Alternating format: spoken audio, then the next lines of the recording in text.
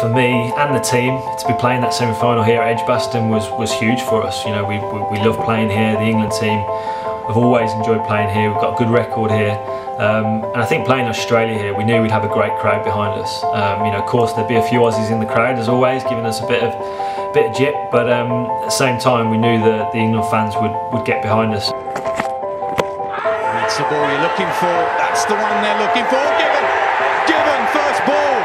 We started really well. I think, you know, both me and Joffrey in that morning, you know, knocking over Finch early, then getting Warner.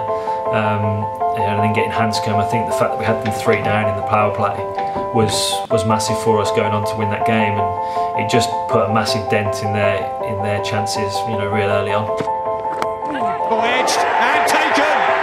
What a start from England! What a start from Woakes! You know, that's one wicket for me that will definitely go with me to my grave. I think getting Warner in a World Cup semi-final at Edgbaston, in what's obviously a massive game. You know, he's such a dangerous player. He'd hit me over my head for 1 bounce 4 not long before that. And, you know, he looked like he was in good form actually. So to get him so early in innings like that in a World Cup semi-final for me, it was just, you know, it was a dream. It was a dream, and you know, I think my celebration showed that. I had a bit of, I don't know, just a bit of fire in the belly, and you know, really showed how much that one meant to me.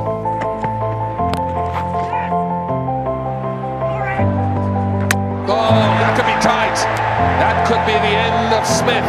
Running through. Thank you. I'm ready to make my decision. Yeah, Steve Smith, unfortunately, he's going to have to go. Another one goes. Stark follows Smith back to the pavilion, and it's Chris Woakes again. I think we knew we'd done really well.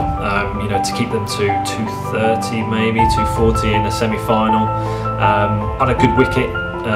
Would have been, you know, we'd have taken that every time, you know, if we were given that at the start of the day. So, you know, I think we were quietly confident, but I think we also knew that we had a job to do. You know, we had guys that were keen to go out there and really put on a show for us. And as always, Johnny and Jason in particular that day settled any nerves that there were again, you know, by going out there and doing what they do, executed their skills, were very dominant, you know, and put a world-class bowling attack to the sword.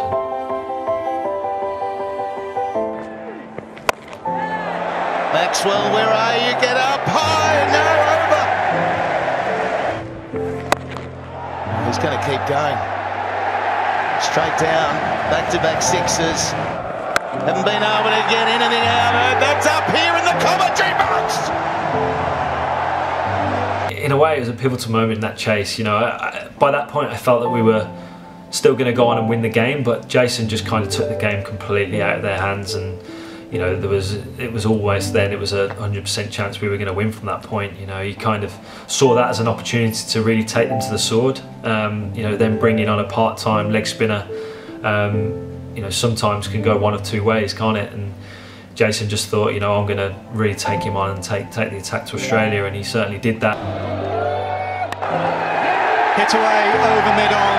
How fitting it is that Captain Morgan is the man that leads his team to Lords. I'll never forget the crowd that day. For me, playing here, it's probably the first time I've really felt a home reception as a Warwickshire player playing at Edgbaston. It was the first time I've really felt the crowd get behind me, and you know, not just me, obviously the team as well, but I felt it from a personal point of view that day, and it was, it's in a way, it was more enjoyable than the final. The final obviously went on to be a real tense encounter. So for us to beat Australia so convincingly, you know, you could really soak it up and soak the atmosphere up, and it was, you know, comfortably one of the best days I've ever had on the cricket field.